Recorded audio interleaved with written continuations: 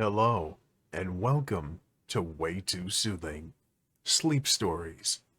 I'm Sam, I'm your host, and today we'll be reading Chapter 4 of Anne of Green Gables by L.M. Montgomery. Chapter 4 Morning at Green Gables. It was broad daylight when Anne awoke and sat up in bed, staring confusedly at the window through which the flood of cheery sunshine was pouring, and outside of which something white and feathery waved across glimpses of blue sky. For a moment she could not remember where she was. First came a delightful thrill as something very pleasant, then a horrible remembrance. This was Green Gables, and they didn't want her because she wasn't a boy. But it was morning, and yes, it was a cherry tree in full bloom outside of her window. With a bound she was out of bed and across the floor. She pushed up the sash. It went up stiffly and creakily, as if it hadn't been open for a long time, which was the case, and it stuck so tight that nothing was needed to hold it up. Anne dropped on her knees and gazed out into the June morning, her eyes glistening with delight. Oh, wasn't it beautiful? Wasn't it a lovely place? Suppose she wasn't really going to stay here. She would imagine she was. There was scope for imagination here. A huge cherry tree grew outside, so close that its boughs tapped against the house, and it was so thick-set with blossoms that hardly a leaf was to be seen.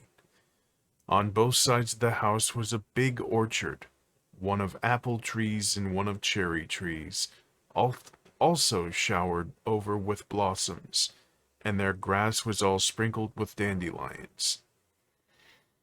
In the garden below were lilac trees, purple with flowers, and their dizzily sweet fragrance drifted up to the window on the morning wind.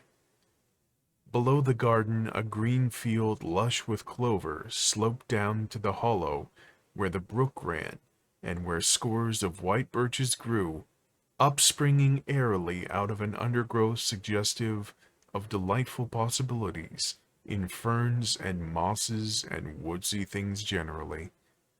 Beyond it was a hill, green and feathery, with spruce and fir. There was a gap in it where the gray gable end of the little house she had seen from the other side of the lake of shining waters was visible.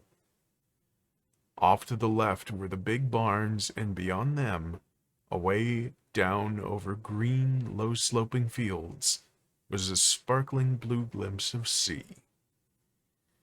Anne's beauty-loving eyes lingered on it all, taking everything greedily in. She had looked on so many unlovely places in her life, poor child, but this was as lovely as anything she had ever dreamed. She knelt there, lost to everything but the loveliness around her, until she was startled by a hand on her shoulder. Marilla had come in unheard by the small dreamer. "It's time you were dressed," she said curtly. Marilla really did not know how to talk to the child, and her uncomfortable ignorance made her crisp and curt when she did not mean to be. Anne stood up and drew a long breath. "Oh, isn't it wonderful?" she said, waving her hand comprehensively at the good world outside. "It's a big tree," said Marilla, "and it blooms great, but the fruit don't amount to much, never. Small and wormy." "Oh, I don't mean just the tree. Of course it's lovely. Yes, it's radiantly lovely. It blooms as if it meant it. But I just meant everything, the garden and the orchard and the brook and the woods, the whole big dear world. Don't you feel as if you just love the world on a morning like this? And I can hear the brook laughing all the way up here. Have you ever noticed what cheerful things brooks are? They're always laughing. Even in winter time I've heard them under the ice. I'm so glad there's a brook near Green Gables. Perhaps you think it doesn't make any difference to me when you're not going to keep me, but it does. I shall always like to remember that there is a brook at Green Gables, even if I never see it again. If there wasn't a brook, I'd be haunted by the uncomfortable feeling that there ought to be one." I'm not in the depths of despair this morning. I never can be in the morning. Isn't it a splendid thing that there are mornings? But I feel very sad. I've just been imagining that it was really me you wanted after all, and that I was to stay here forever and ever. It was a great comfort while it lasted, but the worst of imagining things is that the time comes when you have to stop, and that hurts. You'd better get dressed and come downstairs, and never mind your imagining, said Marilla as soon as she could get a word in edgewise. Breakfast is waiting. Wash your face and comb your hair. Leave the windows up and turn your bedclothes back over the foot of the bed. Be as smart as you can. Anne could evidently be smart to some purpose, for she was downstairs in 10 minutes' time with her clothes neatly on, her hair brushed and braided, her face washed, and a comfortable consciousness pervading her soul that she had fulfilled all Marilla's requirements. As a matter of fact, however, she had forgotten to turn back the bedclothes. I'm pretty hungry this morning, she announced as she slipped into the chair Marilla placed for her. The world doesn't seem like such a howling wilderness as it did last night. I'm so glad it's a sunshiny morning. But I like rainy mornings real well, too. All sorts of mornings are interesting, don't you think? You don't know what's going to happen through the day, and there's so much scope for imagination. But I'm glad it's not rainy today, because it's easier to be cheerful and bear up under affliction on a sunshiny day. I feel that I have a good deal to bear up under.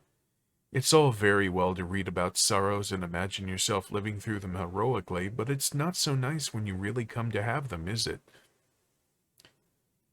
For pity's sake, hold your tongue, said Marilla. You talk entirely too much for a little girl. Thereupon Anne held her tongue so obediently and thoroughly that her continued silence made Marilla rather nervous, as if in the presence of something not exactly natural. Matthew also held his tongue, but this was natural, so that the meal was a very silent one. As it progressed, Anne became more and more abstracted, eating mechanically, with her big eyes fixed unswervingly and unseeingly on the sky outside the window. This made Marilla more nervous than ever. She had an uncomfortable feeling that while this odd child's body may be there at the table, her spirit was far away in some remote airy cloudland, borne aloft on the wings of imagination. Who would want such a child about the place? Yet Matthew wished to keep her. Of all unaccountable things, Marilla felt that he wanted it just as much as mornings as he'd had the night before, and that he would go on wanting it. That was Matthew's way, take a whim into his head and cling to it with the most amazing silent persistency, a persistency 10 times more potent and effectual in its very silence than if he had talked it out. When the meal was ended, Anne came out of her reverie and offered to wash the dishes. Can you wash dishes right? Asked Marilla distrustfully. Pretty well. I'm better at looking after children, though. I've had so much experience at that. It's such a pity you haven't any here for me to look after. I don't feel as if I wanted any more children to look after than I've got at present. You're a problem enough in all conscience. What's to be done with you, I don't know. Matthew was a most ridiculous man. I think he's lovely, said Anne reproachfully. He is so very sympathetic. He didn't mind how much I talked. He seemed to like it. I felt that he was a kindred spirit as soon as I ever saw him. You're both queer enough, if that's what you mean by kindred spirits, said Marilla with a sniff. Yes, you may wash the dishes, take plenty of hot water, and be sure you dry them well. I've got enough to attend to this morning, for I'll have to drive over to White Sands in the afternoon to see Mrs. Spencer. You'll come with me and we'll settle what's to be done with you. After you finish the dishes, go upstairs and make your bed. Anne washed the dishes deftly enough, as Marilla, who kept a sharp eye on the process, discerned. Later on, she made her bed less successfully, for she had never learned the art of wrestling with a feather tick. But does somehow, and smooth down, And then Marilla, to get rid of her, told her she might go out of doors to amuse herself until dinner time. Anne flew to the door, face alight, eyes glowing. On the very threshold she stopped short, wheeled about, came back, and sat down by the table. Light and glow as effectually blotted out as if someone had clapped an extinguisher on her. "What's the matter now?" demanded Marilla. "I don't dare go out," said Anne in the tone of a martyr relinquishing all earthly joys. "If I can't stay here, there's no use in my loving Green Gables. And if I go out and get acquainted with all those trees and flowers and the orchard and the brook, I'll not be able to help loving it. It's hard enough now, so I won't make it any harder. I won't go out so much. Everything seems to be calling to me. Anne, Anne, come out to us. Anne, Anne, we want a playmate. But it's better not. There's no use in loving things if you have to be torn from them, is there? And it's so hard to keep from loving things, isn't it? That's why I was so glad when I thought I was going to live here. I thought I'd have so many things to love and nothing to hinder me. But that brief dream is over. I'm resigned to my fate now, so I think I'll go out for fear I'll get unresigned again. I don't think I'll go out for fear I'll get unresigned again. What is the name of that geranium on the windowsill, please?" "That's the apple-scented geranium." "Oh, I don't mean that sort of a name. I just mean a name that you give it yourself. Don't you give it a name? May I give it one then? May I call it, let me see, Bonnie would do. May I call it Bonnie while I'm here? Oh, do let me." "Goodness, I don't care. But where on earth is the sense in naming a geranium?" "Oh, I like things to have handles even if they are only geraniums. It makes them seem more like people. How do you know but that it hurts a geranium's feelings to just be called a geranium and nothing else? You would like to be called nothing but a woman all the time." "Yes, I shall call it Bonnie. I named a cherry tree outside my bedroom window this morning. I called it Snow Queen because it was so white. Of course it won't always be in blossom, but one can imagine that it is, can't one?" "I never in all my life saw or heard anything equal to her," muttered Marilla, beating a retreat down the cellar after potatoes. "She is kind of interesting, as Matthew says. I can feel that already. I'm wondering what on earth she'll say next. She'll be casting a spell over me, too. She's cast it over Matthew. That look he gave me when he went out and said everything he said or hinted at last night over again. I wish he was like other men and would talk things out. A body could answer back then and argue him into reason. But what's to be done with a man who just looks?" Anne had relapsed into reverie with her chin in her hands and her eyes on the sky when Marilla returned from her cellar pilgrimage.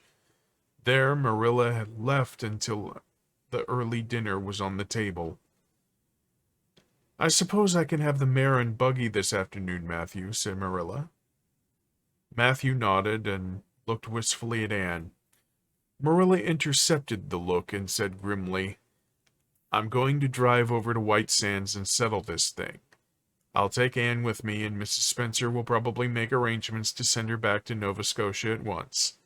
I'll set your tea out for you, and I'll be home in time to milk the cows." Still Matthew said nothing, and Marilla had a sense of having wasted words and breath. There's nothing more aggravating than a man who won't talk back unless it's a woman who won't.